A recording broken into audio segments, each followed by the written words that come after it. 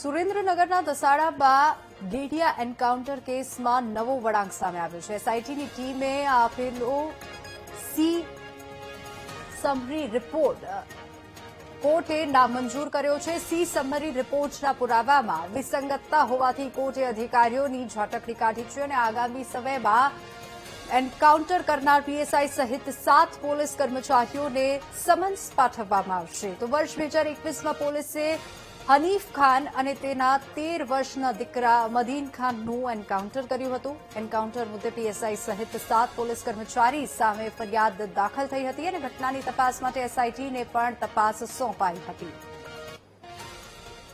2021ની સાલમાં દિલ્હીમાં જે ફેક એન્કાઉન્ટર થયેલું તેમાં પિતા તથા પુત્રનું મોત થયેલું અને આ પુત્રની જે ઉંમર ધ્યાને લેવામાં આવે તો 13 વર્ષની હતી.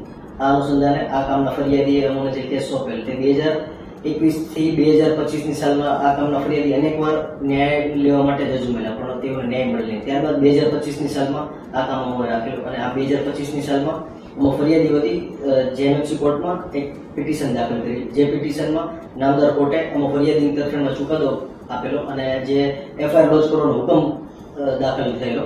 તેમ છતાં એફઆઈઆર દાખલ થતી ન હતી. સીટની રચના થઈ. ત્યારબાદ આ કામના ફરિયાદીની અગેન્સ્ટમાં જે સી સમરી ભરાયેલી અને જે એફઆઈઆર નોંધાયેલી હતી તેમાં સી સમરી ભરીને તપાસ કરનાર અધિકારીએ કોર્ટ સમક્ષ સી સમરી રજૂ કરી દીધી.